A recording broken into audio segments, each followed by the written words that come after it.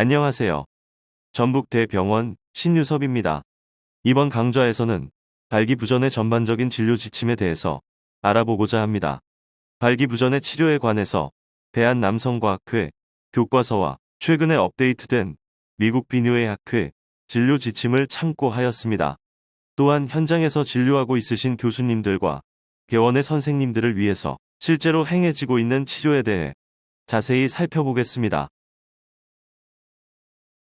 발기부전은 만족스러운 성생활을 누리는데 필요한 발기가 충분하지 못하거나 발기가 되더라도 유지하지 못하는 상태를 의미합니다. 발기부전은 생명을 위협하는 질환은 아니지만 심하면 남성의 삶의 의미와 가치를 잃게 하며 심리적 좌절감과 무력감, 수치심 등으로 가정 불화 및 사회적인 문제를 야기시킬 수 있습니다. 발기부전 유병률은 전 세계 남성 인구의 10에서 20%를 차지하는 비교적 흔한 질병입니다.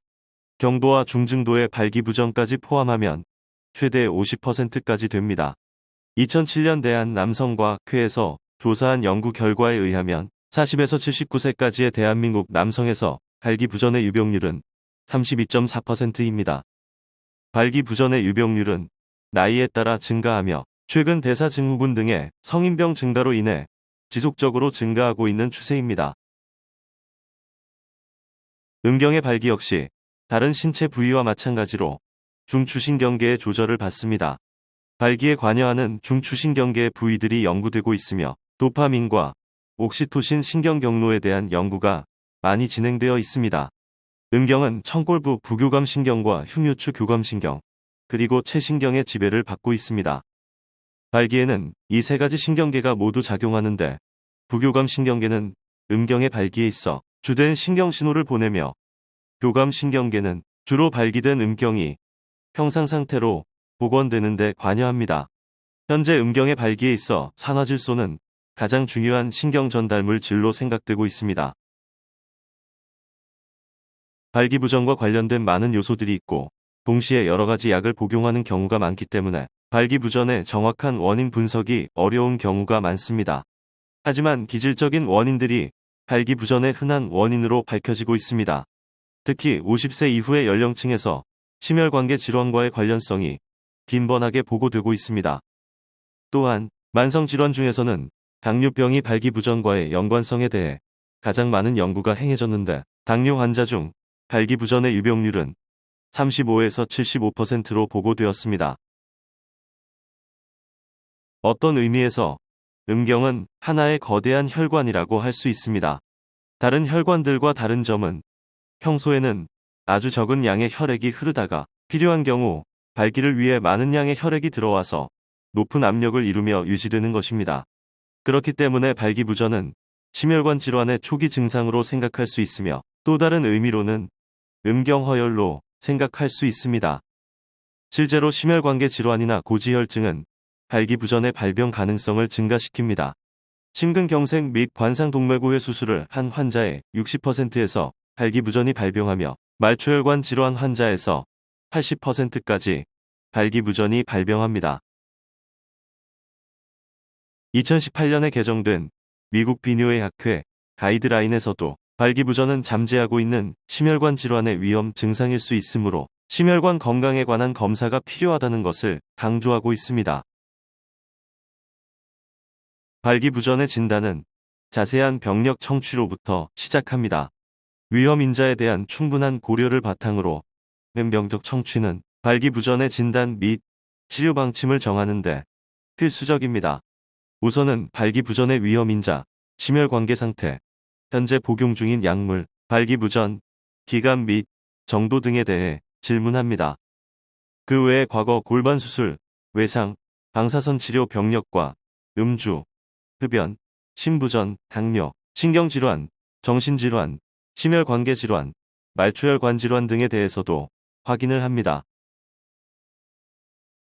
성기능을 평가하기 위한 설문지는 환자 스스로 작성할 수 있어 환자의 불편감을 줄여줄 수 있으며 주관적인 증상을 객관적 지표로 정량화할 수 있는 매우 유용한 진단기구입니다. 또한 치료 효과를 평가하는 데도 이용이 가능합니다. 국제 발기능 측정 설문지인 IIF는 발기능 절정감, 성욕, 성교 만족도, 전반적인 성생활 만족도의 5가지 영역의 총 15문항으로 구성되어 있습니다. 발기능의 영역은 25에서 30점이면 정상, 19에서 24점이면 경도, 13에서 18이면 경중등도, 7에서 12점이면 중증도, 1에서 6점이면 중증장애로 분류합니다. 진료 환경에서는 IIEF의 15개 문항을 5개 문항으로 줄인 IIEF5를 이용하는 게 편리합니다. 모든 항목의 점수를 더하여 22에서 25점은 정상, 5에서 7점은 중증으로 분류합니다. 신체검사와 검사실 검사는 대부분의 발기부전 환자에서 임상적으로 의미 있는 소견을 보이지는 않지만 혹시 있을 수 있는 위험 인자나 동반 질환을 찾을 기회를 제공합니다. 발기부전이 의심되는 환자에서 신체검사는 세심하고 철저하게 이루어져야 합니다. 특히 비뇨생 식기 및 내분비계, 심혈관계, 신경계에 대한 신체 검사는 반드시 시행하여야 합니다. 발기부전의 원인이 될 수 있는 음경의 해부학적 문제가 없는지 살펴보고 고환은 기본적으로 크기, 경도, 대칭성의 확인이 필요합니다. 검사실 검사는 환자의 증상과 위험 인자에 따라 결정되어야 합니다. 공복혈당, 당화혈색소, 혈청 지질, 테스토스테론은 최근에 검사를 시행하지 않았다면 시행하여야 합니다.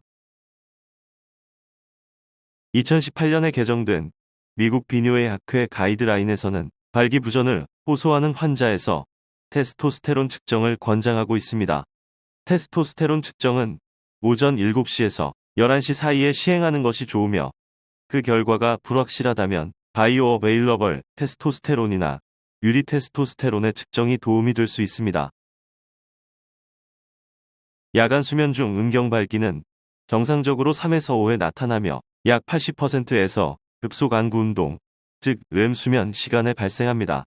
렘 수면 동안 아드레날린성 긴장도가 감소하면 시상 하부의 자극으로 음경 발기가 발생하는 것으로 알려져 있습니다.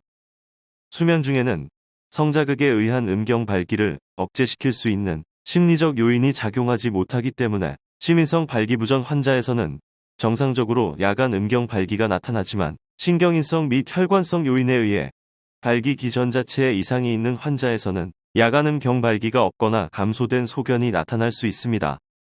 그러므로 수면 중 발기 검사는 시민성 발기부전과 기질성 발기부전을 감별하는 데 도움을 줄 수 있는 검사입니다. 또한 슬라이드에 제시된 특별한 적응증을 가지고 있는 발기부전 환자에서는 발기유발제를 이용한 발기반응 검사로부터 음경복합 초음파 검사, 해면체 내압 측정술 및 두용술 등에 이르기까지 다양한 검사를 시도해 볼 수 있습니다. 하지만 각각의 검사 방법들은 결과의 효용성, 침습성, 경제성 등을 고려하여 환자와 충분한 상의를 통해서 시행 여부를 결정하여야 합니다. 앞에서 발기부전의 진단 과정에 대해서 알아보았습니다. 앞에서 공부한 내용을 정리하는 측면에서 최근 유럽 비뇨의학회에서 발표된 발기부전의 진단 과정에 대한 지침을 참고하면 좋을 것 같습니다. 발기부전이 의심되는 환자에서 병력 청취와 신체 검사를 시행합니다. 또한 검사실 검사는 환자의 증상과 위험 인자에 따라 결정되어야 합니다. 다음 슬라이드부터는 치료 방법에 대한 진료 지침에 대해서 알아보겠습니다. 남성 발기부전은 기질적 혹은 심리적 혹은 이 둘의 병합으로 발생할 수 있으나 젊은 성인 혹은 중년 남성의 경우 심리적인 원인이 동반된 경우가 많습니다. 만일 해당 남성이 성교를 계획하지 않는 상황에서 자발적인 발기가 일어나고 아침에 발기되며 자위를 통한 충분한 발기가 가능할 경우에는 기질적 원인의 가능성은 낮습니다. 이러한 경우에는 정신과적 치료가 필요합니다. 환자의 성기능을 저하시키는 불안이나 성적 억제 등 기본적인 심리적 측면을 다루면서 구체적인 정신역동학적 문제를 찾아갑니다. 또한 배우자와 같이 관계 갈등 요소, 기타 사회적 스트레스 요인들을 정리하여 부정적 요소들을 제거합니다. 일반적으로 심혈관 건강에 좋지 않은 식이요법은 발기에도 좋지 않습니다. 이러한 식품은 음경으로 향하는 정상적인 혈류를 방해하기 때문입니다.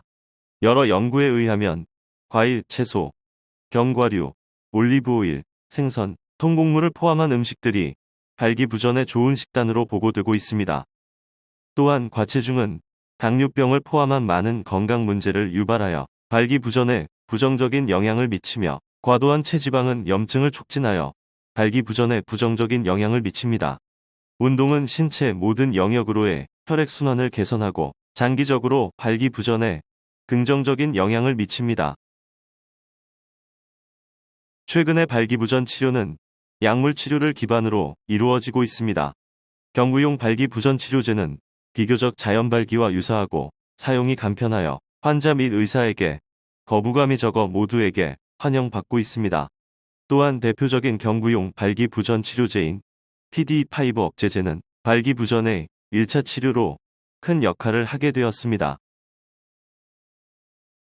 음경의 발기에는 신경말 단위나 혈관 내 피세포에서 분비되는 강력한 혈관 확장 물질인 산화질소가 중요한 역할을 하며, 이러한 산화질소는 세포 내에서 2차 전달자인 환식 1인산 구아노신을 통해 음경해 면체, 평활근의 이완 및 발기를 유도합니다.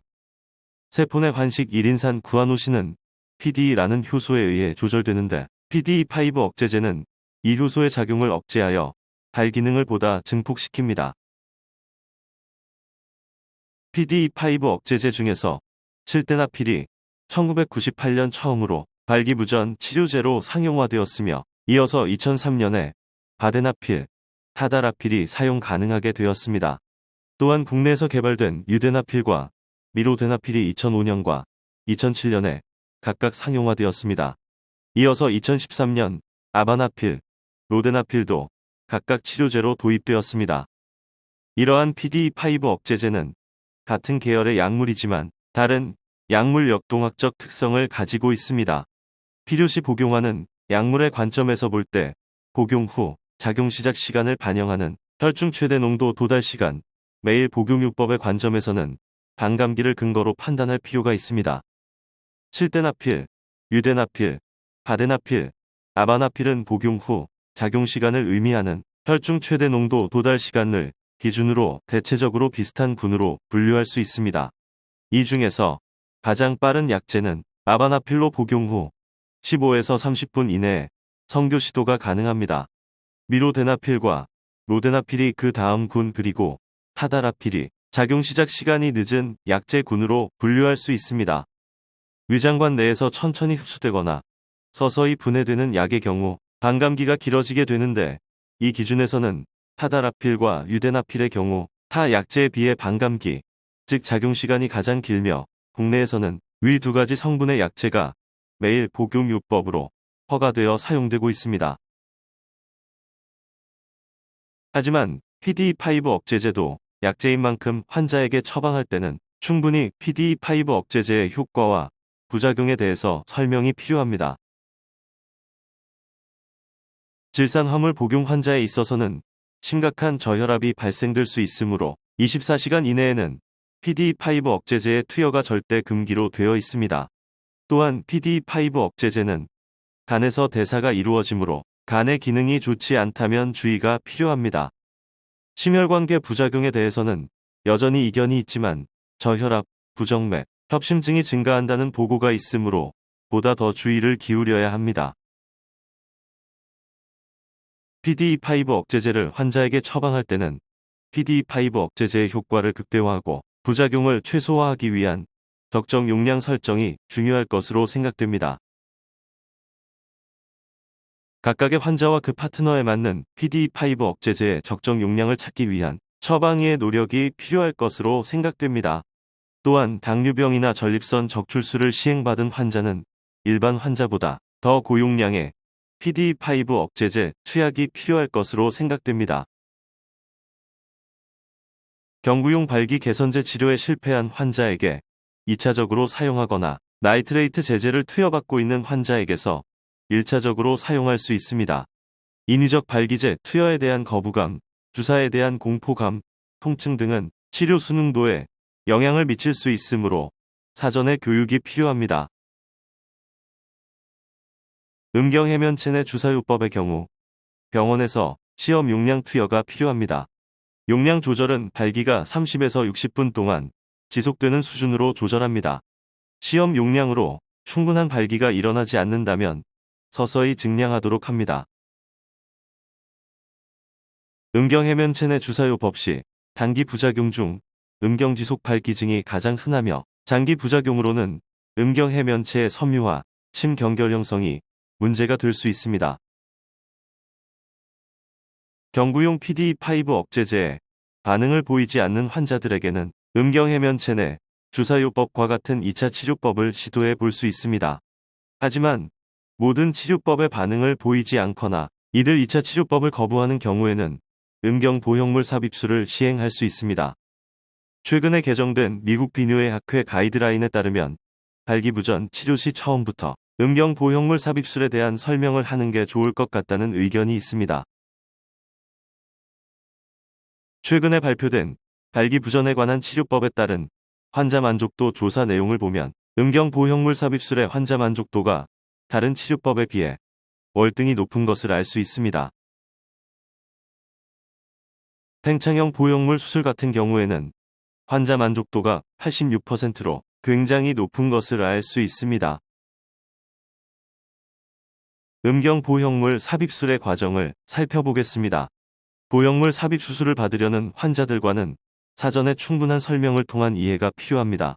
수술의 후 분쟁을 피하기 위해서는 수술 후 결과에 대한 충분한 설명이 필요합니다. 본 수술 동의서는 실제로 저희 병원에서 받고 있는 동의서입니다. 수술이 결정되면 삽입할 보형물을 선택하여야 합니다. 보형물 종류에는 크게 굴곡형 보형물과 팽창형 보형물이 있습니다. 수술 후 만족도는 팽창형 보형물이 높은 것으로 알려져 있습니다. 하지만 팽창형 보형물은 펌프를 환자가 조작할 수 있는 능력이 있어야 하며 굴곡형 보형물보다 수술비가 높다라는 것을 환자에게 설명하여야 합니다. 수술을 받은 후에는 평생 이러한 보형물에 의존하여야 성생활이 가능하며 음경 보형물을 제거하면 음경 발기가 일어나지 않는 점을 설명하여야 합니다. 음경 해면체 내에 보형물을 삽입하면 유도 해면체는 그대로이므로 귀두 부위는 단단해지지 않는 점을 설명하여야 합니다. 수술 후 음경끼리 단축에 대해서 설명합니다. 기계 고장이나 감염의 경우 재수술이 필요함을 설명합니다. 수술 과정에 대해서 살펴보겠습니다. 감염은 음경 보형물 삽입술 시에 발생할 수 있는 가장 심각한 합병증이므로 세심한 주의가 필요합니다. 감염을 줄이기 위해 손 세척에 주의합니다. 또한 수술 장갑을 착용하고 베타딘 세척을 하고 추가로 수술 장갑을 착용합니다.